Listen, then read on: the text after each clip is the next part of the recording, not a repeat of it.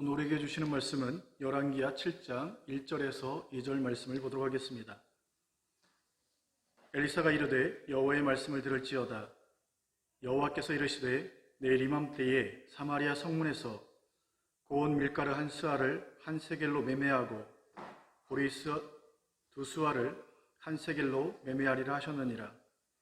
그때의 왕이 그의 손에 의지하는 자 곧 한 장관이 하나님의 사람에게 대답하여 이르되 여호와께서 하늘에 창을 내신들 어찌 이런 일이 있으리요 하더라.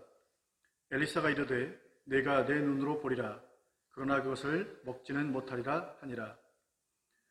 오늘 말씀 제목은 말씀대로 이루어진다입니다. 오늘 말씀을 통해서 하나님의 귀한 은혜가 우리 가운데 임하여지기를 소망합니다.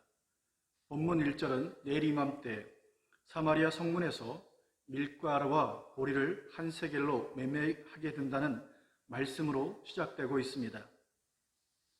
이 말씀은 하나님께서 엘리사를 통해 이스라엘에게 주신 말씀입니다. 이 말씀을 이해하려면 앞에 6장 24절부터의 내용을 알아야 합니다. 북이스라엘을 여호람이 왕으로서 다스릴 때 아람 왕 베나닷이 군대를 모아 쳐들어옵니다. 이때 수도 사마리아 성을 에워싸고 포위하게 되므로 물자 공급은 끊어졌고 그로 인해서 백성들은 극심한 굶주림에 시달리게 됩니다. 이런 위기 상황에 왕이 길을 지날 때에 한 여인이 도와달라고 외치게 됩니다. 하지만 왕은 내가 아무리 왕일지라도 하나님이 돕지 않으니 나도 어찌할 방법이 없다라고 대답합니다. 그럼에도 무슨 일인지 궁금하여 무슨 일이냐고 물으니 극심한 굶주림에 뭔가라도 해야 되겠다 싶어 돌아가면서 자신의 아이를 내놓고 그 아이를 삶아먹게 되었는데 문제는 자기 차례가 된 부모가 자기 아이를 숨겼다는 것입니다. 이 말에 왕은 제일 먼저 취한 행동이 30절에 옷을 찢고 베옷을 입는 것입니다. 일반적으로 성경에서 옷을 찢고 붉은 베를 입는다는 것은 하나님 앞에서 삶을 회개하고 돌이킨다라고 하는 의미가 있지만 본문에선 왕이 너무나 힘들고 어려운 처지임을 말해주고 있습니다. 그래서 왕이지만 아무것도 할 수 없다는 표현으로서 바로 옷을 찢고 굵은 베를 입는 것입니다. 이처럼 아무것도 할 수 없었던 왕은 31절에 이 모든 책임을 엘리사에게 전가시키게 됩니다. 지난날 아람 군대가 쳐들어왔을 때 하나님은 그 군대의 눈을 멀게 했고 엘리사는 눈이 먼 아람 군대를 사마리아 성으로 데려왔습니다. 그때 이스라엘은 아람 군사를 진멸시킬 수 있었지만 엘리사는 왕에게 아람 군사를 죽이지 못하게 했습니다. 그리고 하나님께 기도하여 그들의 눈을 열어주었고 또한 그들에게 떡과 물을 주어 먹고 마시게 한 후에 그들의 주인 아람 왕에게 돌려보내 주었습니다. 이처럼 아람 나라의 힘을 제거할 수 있는 하나님이 주신 기가 막힌 기회를 놓치니 아람 나라가 다시 공격하게 되었고 그로 인해서 사마리아 성은 포위되었고 그래서 자식을 잡아먹게 되는 비참한 현실에 이르게 된 것이니 아람 군대를 선대했던 엘리사에게 책임을 전가시키며 엘리사를 죽이겠다는 것입니다. 그리고 33절의 왕은 이 재앙이 여호와께로부터 나왔으니 어찌 여호와를 더 기다리냐라는 것입니다. 이런 상황에 하나님께서 엘리사를 통해 주신 말씀이 내일 이맘때 사마리아 성문에서 밀가루와 보리를 매매하게 된다는 것입니다. 무슨 말입니까? 쉽게 말하면 지금 사마리아 성은 포위되었고 물자 공급이 끊어져 더 이상 먹을 것이 없는 형편에 자식까지 삶아먹는 처지지만 내일 이맘때 성문에서 매매할 정도로 많은 곡식이 차고 넘치는 상황으로 바뀐다는 것을 이야기해주고 있는 것입니다. 이런 엘리사의 말을 들은 한 장관은 2절에 여호와께서 하늘에 창을 내신들 어찌 이런 일이 가능하겠냐라고 말하게 됩니다. 이는 비록 하나님이 말씀하셨다 할지라도 이 일은 불가능한 일이니 그 말씀은 수용할 수 없다는 것입니다. 이렇게 단언하는 장관에게 엘리사는 2절에 내가 내 눈으로 보겠지만 그러나 그것을 먹지는 못할 것이라고 말해 줍니다. 이처럼 누가 보더라도 불가능했던 그 일이 어떻게 이루어지게 됩니까? 6절에 보게 되면 주께서 큰 군대의 소리를 아람 군대로 하여금 듣게 하신 것입니다. 이 소리가 얼마나 위협적이었는지 아람 군사들은 그 소리를 듣자 이스라엘이 헷 사람들과 또한 애굽에 값을 주고 산 용병들이 자신을 치러 온 줄로 착각했고 그 일로 인해서 장막과 말과 나귀를 다 버려두고 도망칠 정도였습니다. 하나님은 사마리아 성을 포위했던 아람 군대가 사라졌다는 것을 특히 3절에 보게 되면 성문 어귀에 있던 나병 환자를 통해서 이스라엘에게 알려주십니다. 여기서 나병이란 하나님이 내린 저주의 질병으로 나병 환자는 성 안에서 보호받을 수 없는 미천한 자들로 성 밖에 머물렀습니다.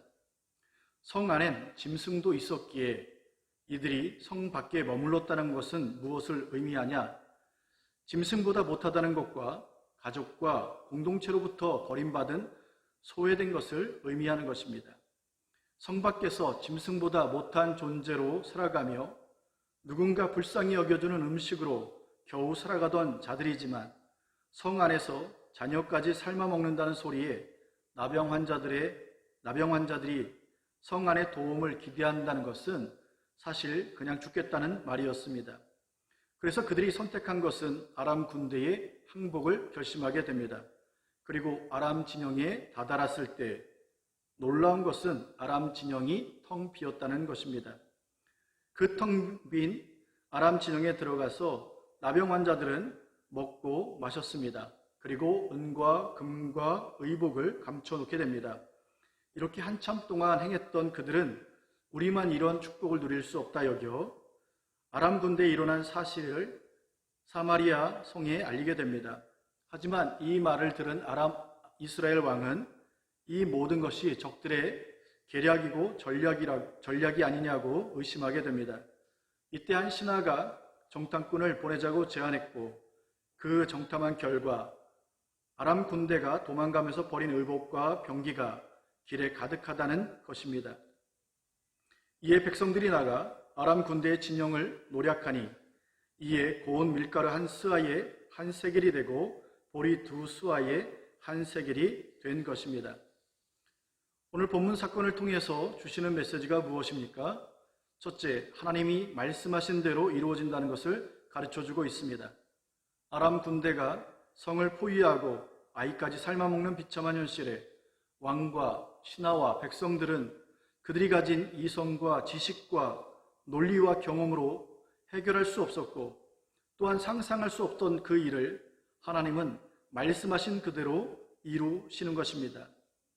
하나님께서 이루신 그 일은 이미도 1절에 하나님께서 엘리사를 통해 주신 말씀이었기에 16절을 보게 되면 여호와의 말씀같이 되었다고 기록하고 있습니다.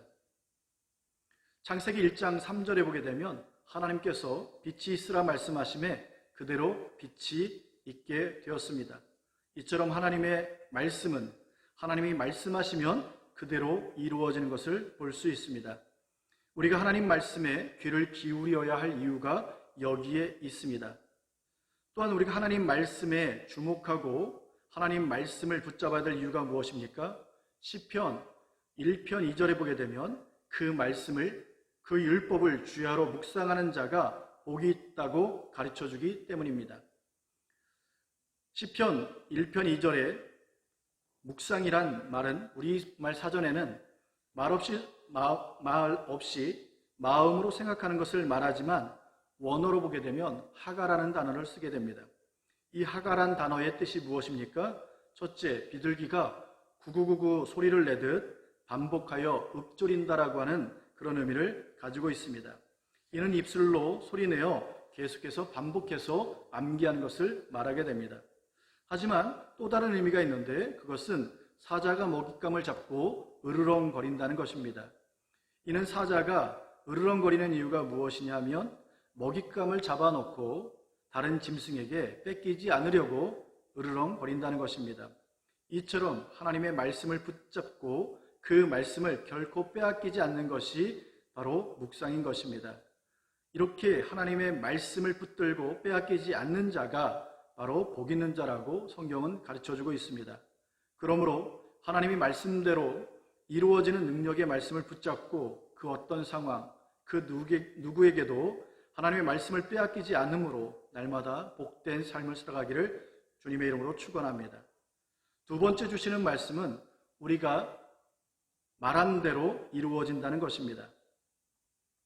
하나님이 베푸신 놀라운 기적 속에 모든 이가 밀가루와 보리를 매매하며 하나님이 주신 축복의 날을 누리게 되지만 여호와께서 하늘에 창을 낸다 해도 이 일은 불가능하다라고 말했던 장관은 20절에 백성에게 발표 죽게 됩니다. 그로써 자신이 말한 그대로 하나님이 행하신 그 놀라운 역사는 자신에게는 불가능해지게 되고 그로 인해서 하나님이 주신 축복을 누리지 못하게 된 것입니다.